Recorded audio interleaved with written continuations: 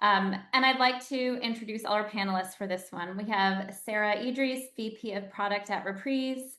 We have Muskan Jindal, Solutions Engineer at Kodak. Logan O'Neill, Solutions Consultant at Blink. Art Hernandez, he leads Partnerships in Sales Engineering at 𝐂𝐓𝐀. Giselle Pantin, Solutions Engineer at LinkedIn. Well, Sarah, over to you to lead the panel discussion. Thanks, everyone. Awesome. Thank you, Greer. So excited to be here with these esteemed panelists today. And, I figure since I'm asking you all to be vulnerable about your demo fails and tell us what you've learned, it's only fair for me to do the same. So I'm going to warm up the crowd, so to speak. And I'll tell you a little bit about my most recent demo disaster, which I think none of my colleagues know happened. But most recently, we were in a pretty big meeting. It may or may not have been our board of directors meeting. This was a few BOD meetings ago. And I happen to have a neighborhood where a lot of people are at home during the day. They're either retired or, they are homemakers or just also working from home. So I'm like cooking, as the kids say. I'm going through my demo, talking about this awesome new launch we just had. And my neighbor just shows up next to me. You can't see it, but I work right next to my patio. And she's banging on my door. And I'm just ignoring it. And she keeps going. And there's a window here. So she sees me. And then she starts banging on the window. And I'm like, karate chopping, but under the desk so that my whole board can't see me doing it. And I'm still going through my demo, taking some thoughtful pauses. And then I just hear her enter my house. So it obviously didn't end too poorly. The meeting went great. The demo was fantastic. I was very nervous and not as polished as I like to be. And luckily, my husband intercepted her in my kitchen. But to my friend Dory, that was not great, but I love you anyway. Uh, and I hope that you never do that again. And I have some things I do now to prevent that. So now that we know that we're all human here, I want to pass it on to our panel. And Giselle, can you tell us a little bit about your most recent demo disaster? Yeah, sure. So mine happened quite a few years ago when I was, first starting out, and I had a demo that I was getting ready for, and I had thought I crafted this really great story, and they gave us a bunch of more of a questionnaire, and I was like working with the account director, and we were like, no, let's make it more engaging. Let's answer all their questions, but in a more creative way. Not knowing that they were not open to that. So we went into there, very confident and started telling my story and getting into the product. And maybe 10, 15 minutes in, the point of contact stopped us fully and said, okay, stop there. This is not what I asked for. I need you to answer the questions. And it was very jarring for me, especially being a new SE. And I was sweating and terrified. But then luckily I had an amazing sales partner that was like, okay, let's pivot. And then I was like, hey, can you please read off the questions and then I'll try and answer in product. So we pivoted well. It didn't end in a sale, but I think the lesson for me was if they give you certain criteria, maybe just make sure that we are delivering what they expect. And if they want a creative, presentation, we can give that to them, but maybe don't assume that that's what everybody wants. So that's what I took away from that anyway. It's a tough one. Do you feel like you were able to regain their trust throughout that and kind of play on your partner and see if you I want to say could yes, salvage but I it? don't. She gave us the opportunity. It was a tough customer, but I understood where she was coming from, and it just wasn't fitting her use case. Yeah. And I think we were just trying to help her fit it for her because she needed a tool, but I think it just wasn't a good fit overall. So yeah, she allowed us to continue the rest of the hour, but beyond that, nothing came of it. But yeah. I'm sorry, but gracious of her, and I'm sure you learned from it. The most important thing is sometimes just listening to what the prospects want, and it often involves a pivot at the last minute. I had one of those yesterday, actually, so I empathize. Muskan, what about you? I've actually, honestly, Giselle, to each their own. I remember I did something similar where I built a use case and very similar disaster. But mine is honestly one of the epic demo fails I've had till now in my career is when the product stopped working. like middle of the demo. And thank God it was Zoom. So I was able to pause my screen share and I had like a PPT handy, which literally was a product click through PPT. And I pretended to like move the PPT while pretending it's a real demo, only for the client to be like, hey, can you please go back to the previous screen? And I want to see this particular toggle. This is something I really align with. And I'm like, sure. In my head, there is no way I can do that, or like people will realize this is not a live demo. And then in order to avoid that, I ask questions about, hey, why do you feel this is relevant to you, right? I know this toggle seems really cool, but why? While like sweating my ass off Yeah. backstage, to a point that we ended up building like a more detailed discovery around it. We ended up moving to the next stage. But till date, I swear by double testing all my flows.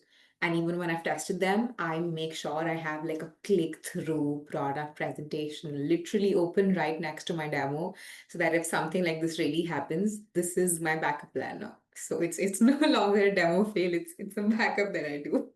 Oh, there you go. So you're prepared. Do you feel like the questions that she had initially came up again later in the sales process? And were you ready for those? Or, did the discovery that you did during your tap dancing kind of seal the deal? Honestly, the discovery that I did help us kind of expand the scope, but I knew that wasn't enough. I could sense within the, conversation. So I ended up like after the demo, I recorded a small snippet, like a 3-minute bit of around what she asked and sent it over to us.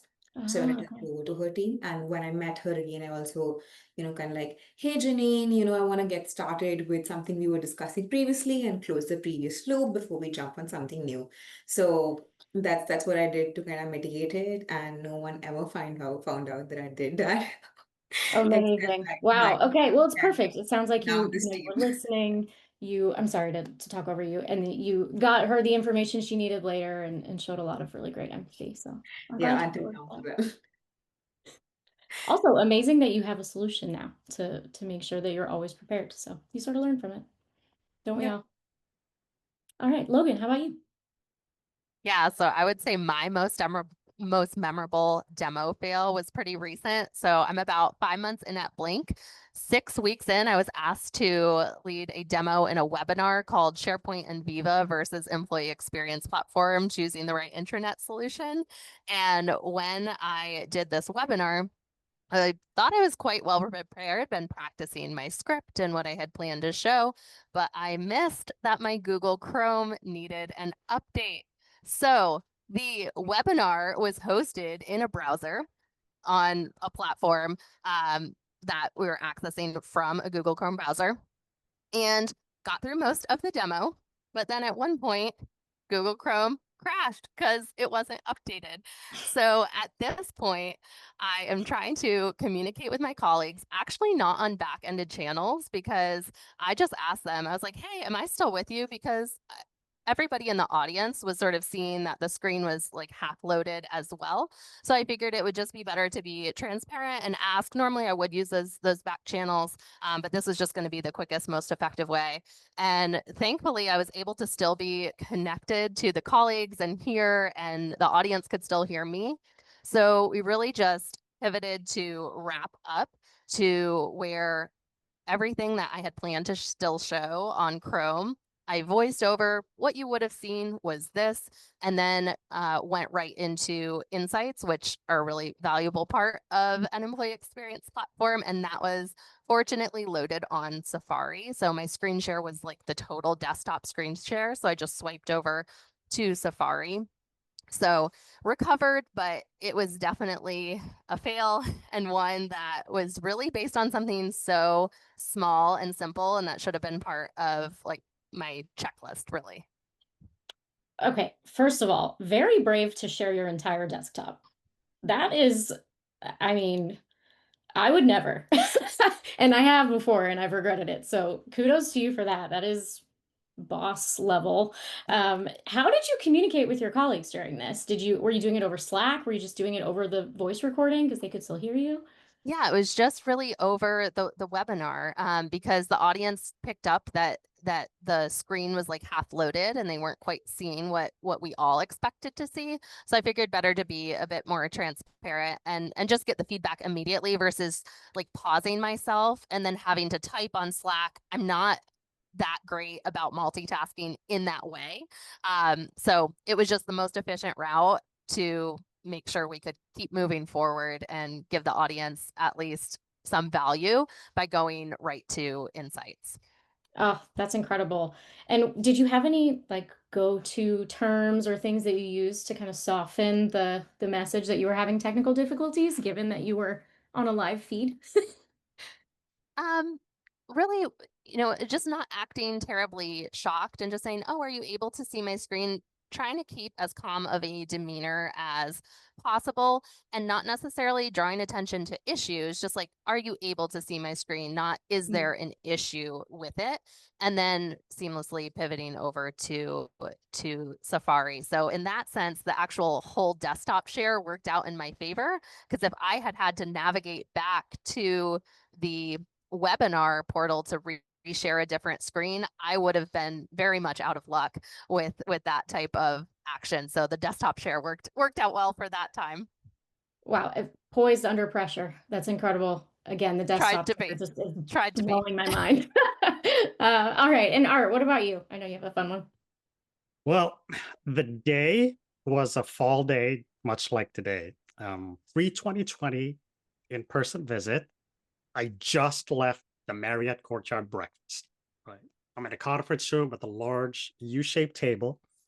And at the near corner on my left sat our contact, who I've only met through WebEx back then. And the rest of the faces were new. Now, my rep and I would open with a limbic example. Now, a limbic is a visual intended to evoke an emotional response. And the limbic point that we wanted to drive was our best intentioned efforts, if they're wrong ones, those efforts can disappear. So I had my props ready. I had a can of soda and a cup. And it would go something like, this cup represents your initiatives. This soda is your people, your money, your resources, investments. And this is what you're pouring into your problems and initiatives. You look to see where your money went and you turn it over and you're like, where did my money go? Now, in real life, when it worked, I pour out the cup and nothing would come out. And people would be like, oh my gosh, where did the liquid go? Tell us how it happened. And it would drive a good conversation in how we help with what our solution does and making sure your money's effective. On this fine fall day, when I turned over the cup, unfortunately, everything fell out.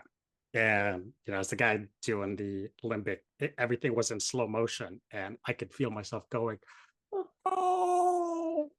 And as soon as it hit the floor, I froze, my rep froze, the audience froze. And throughout the session, throughout the in-person session, the evidence of my failure on the conference room floor continued to mock me. Just you failed. You're going to be too terrible at this session. And today, I get to share it with this whole gang and have a little laugh about it. Oh, I mean, it's the first magic trick in a sales process story that I've heard. What was the room like? Did you ever have a tough crowd for that trick? I feel like they were very gracious, but that's a very brave thing to do, much like Logan's desktop share. Yeah, it was. We pulled it off successfully a number of times before. On this particular day, the cup just didn't want to do good things for us. And the crowd was a mix of operational folks, managers, and an executive level. The one item I learned, I think Logan alluded to it, is your audience takes cue from you as the presenter. If you exude fear, whether you think you're exuding fear or not, if there's a sense of fear exuding out from you, they're going to be like, ooh, this is kind of an uncomfortable situation and I can't pay attention to what Art's actually saying. That day I didn't do so well, but I did learn how to adjust going forward from that day. That's quick thinking. I love that. Do any of you have strategies for kind of managing your anxiety, in those moments, either because you just made a mess with baking soda on the floor or your neighbor is like breaking and entering into your house? I could just pass it to anyone. I know Gisele's laughing pretty hard. I like to just always just make a joke of things. I mean, what really helped me, I had a lot of anxiety starting this role because I came from more of like a data analytics background and I wasn't very customer facing. So this was like a whole new world for me. And I had a lot of anxiety starting out, developing talk tracks and that kind of thing I've never done before. So for me, how I got over that or how I helped like manage my anxiety was just like framing it just as a conversation. Like you are more than qualified to have a conversation, period, at the base level. And it's like the more prep you do, of course, like the more prepared you're going to be to have that conversation. But that's how I go into it always. So I'm always like, if something goes wrong or the demo, this happens to me on a weekly basis, something will not work in the product when I click on it and I want it to. And then I just always kind of like flow and make a joke out of it or be like, I'm in my demo instance, what are you going to say? Whatever comes out of my mouth happens, but I kind of just like really just try to be adaptable and expect the unexpected. But yeah, I think just framing it as a conversation really helped me personally. I could not agree more. When I started out, I believe it was like a 22-year-old kid talking to like VPs who have more experience living, like working in the industry than I have living on Earth. So it was definitely intimidating. So I just like, I've always like loved talking to my dad. And I feel like he's so fun and he looks intimidating. I just framed it as a conversation. It's just people talking to people and things mess up. Shit happens. It's fine. And kind of what Art said, you exude the energy of being a calm and collected person. People like, oh, whatever, potato, potato. And if you exude the energy of, oh my God, this happened. And they're like, oh, damn, like what went down? So pretty much. Kind of like you don't freak out when your kid falls down and scrapes their knee. Because I will freak out. And it's not a freak out moment. I love that. And I think what both of you said really speaks to the importance of listening and understanding kind of what problems your prospect is trying to solve, making it a conversation. I think it's just a general best sales practice. I know, Art, you came off mute. Did you have a method? On the failures, there can be failures that are self-inflicted, like I did. We could also look at failures that are inflicted upon us. They may not be failures, but my goodness, how do I handle this like situation that I didn't quite expect? So when I think about how to fail forward, it's just not our stories of self-inflicted pain. But if there's a conversation in the room that says, well, how do you handle this? Or this is not really what I'm thinking about. I think that Giselle surfaced that. The item that I think about and I coach is when you go to a meeting, it's really good to have three boulders or three foundations that you can always go back to, right? So regardless of where the conversation pops, you can always bring it back to these three foundations that you've learned about the conversation before. And if you have those three boulders, those three key topics, you're confident in what those top topics are, and it'll allow you to be confident in conveying the message. Those are some of the techniques that I've used in when I go into an event like that. I love that. Do you kind of craft these boulders ahead of time with what you know about who you're talking with, or are they more like core principles for what you're selling? I'm curious how you put those together. Both. There's a blend. Certainly, many of us who've been in SE roles for an extended period of time, there's a person or two in the audience, whether it's virtual or in person, that we want to know we have to get an attention for to get to move to the next step. So one of those boulders are really tied to that particular champion. And then maybe another boulder is about who my company is, right? Because we want to be able to leave a positive impression. And of course, core to one of those boulders is let's make sure that I understood what you're trying to solve for. Is this the thing that you're trying to solve for? So some semblances of a mix of those three is it's what I always have in my back pocket when things go wrong. Okay. I like it. You're giving me ideas. This is great. Logan, do you have any kind of go-to methods that you use to manage these situations? I mean, I think you might already be the queen given the the story that you told, but I'm curious if you have other things in your back pocket like art that help you manage these situations that are out of your control, really, and let you take control of that conversation again. Perhaps like this one right now, where I am fairly sure that Logan is frozen. And so I'm gonna dial it back. And let's kind of move on. And I know Logan is at a conference right now, everyone. So she is in a stressful environment with a lot of folks around. So we appreciate her being there, but I'll keep an eye on her, see if she comes back to us soon.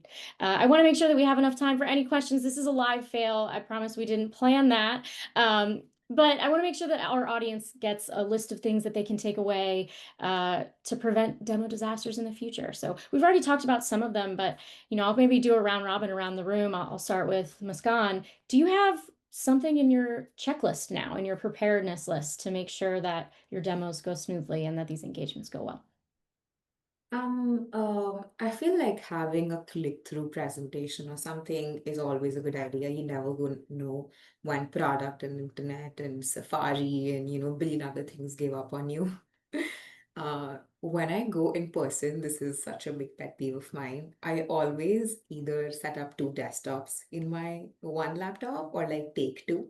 So in case like one thing messes up and the system goes down, I have another one.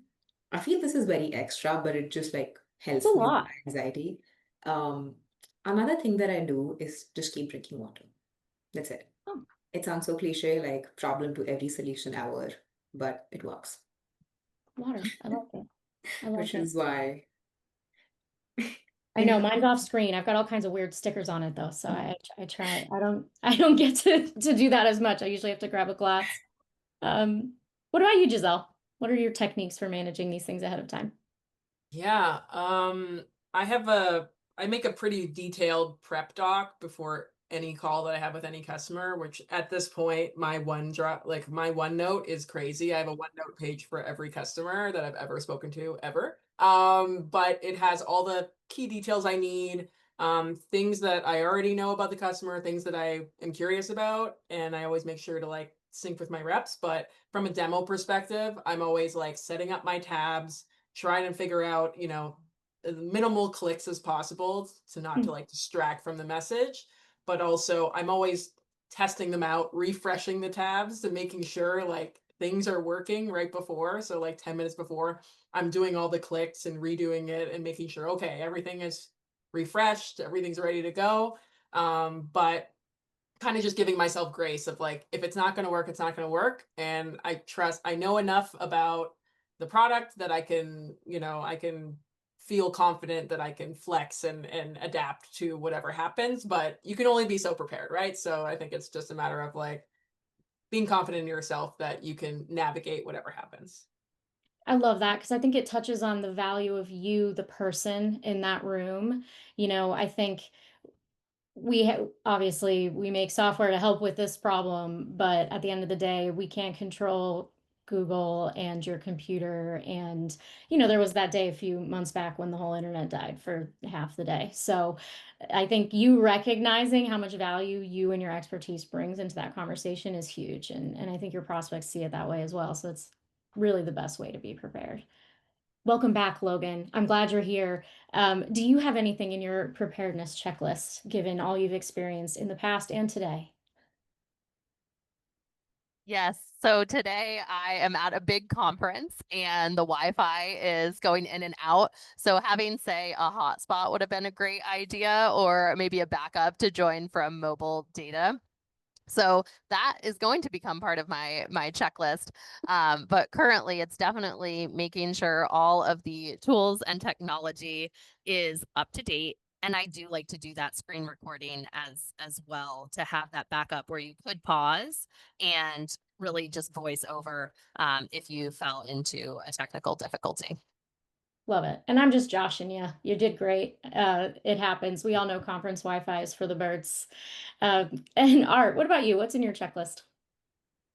I think the checklist a lot of times comes down to those three boulders as a step of last resort.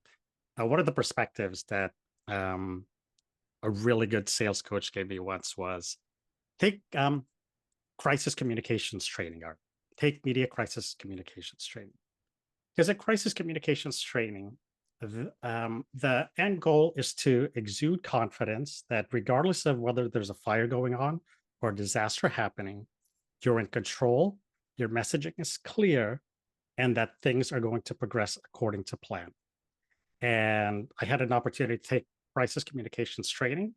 And sometimes, as folks in the sales world, every conversation we have with a buyer could be a crisis, right? It's how do we manage their emotions? How do we manage? I'm not saying manage their emotions, but how do we manage a situation so that if we do believe we're a good fit for each other, guide them in the next path that they want to get to. So a little bit of crisis communications in my background. And when all else fails, I love what Giselle said, right? It's a belief in yourself. I'm paraphrasing a little bit.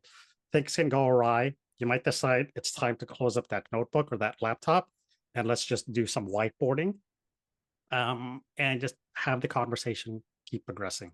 Sometimes it's you control what you control, and everything else just you kind of leave it to that. I love that. I've never heard that advice. That's fascinating. Would be so helpful, I think, for anyone working with customers, especially making sure that you are always projecting confidence and managing any situations that come your way, because you are the expert. You know what you're doing, and you know that everything's going to be okay. So excellent, excellent advice. All right, I am curious. We have some time. I don't think I see any questions in the chat. But I know, Logan, you had another fun story, so we could end on another very light note of an additional demo disaster, and maybe to make sure we wrap for the audience with the takeaways, if you could also go into what you learned from it and how you handle it differently now. Yeah, absolutely. So some of my other demo fails have been having to demo at an airport. Make sure you have a really good headset. That would be my tip there, a takeaway so that it can cancel out noise. And then another one was my phone was really flipping out, opening all different types of applications. And I had to transfer the demo to my colleague's phone and prepare to do a mobile demo from my colleague's phone. So have supportive colleagues that are ready to help, and make sure you have a good headset. Those are my takeaways. Love it. Your headset is very, very crisp. And I think I do see one question in the chat, so we get to get some from the audience. Maximilian asks, have you ever been able to improve your tech skills or demos with ChatGPT and go further than before? If any of you have any examples of AI-driven learnings that you've taken into your demo process. I've been using ChatGPT and a lot of other AIs to kind of get the industry lingo. A lot of times I'm talking to people from media industry or people like from a manufacturing plant. I don't want to say things like, this is what your business user will do. I'm going to don the hat of a business user. I want to say like, so I'm the studio manager, Dave. Like, I want to use the lingo. I used to catch up on the lingo from the discovery calls, the previous conversations we'd had with them, but I would kind of like fail since my research resources were limited. Now I'll use ChatGPT to kind of figure out what would their lingo look like. Because if you think from the other person's perspective, they're seeing an entirely different solution and they're seeing it for the first time. And they're probably not techie. Yeah. So the more you speak their language, the more it's more palatable for them to hear it. So I've been using ChatGPT to learn the lingo and include it in my pitches. That's great. That's great. I love that, especially when you're selling to different industries. And Art, let's close with you. Yeah, my team recently did an exercise where we took screenshots of our application, put it in a PowerPoint, and uploaded it into Notebook LM. And we asked it, we're going to do a demo, and we're concerned about these things. Tell us the other things that we should be concerned about. Where does the data not make sense? What do you perceive our messaging is as it stands and helped me think about the areas where the demo and the demo data need improvement. And I was completely blown away that the Notebook LM was able to interpret the screenshots, and it highlighted areas where it said, this, you're going to get called out on this because a finance person is going to wonder why this is like 80 cents and this other thing is $300. There's like some inconsistencies in your reporting that show that it just doesn't jive together. So we were taken aback and said, oh, as we're preparing our demo automation package, let's use some of the Notebook LM to give us further insight on things that we may not see on the surface. So it was a pretty cool exercise that we did. I love that. We are big users of Notebook LM internally to share our brains. So that's fascinating. And I'm gonna give it a shot.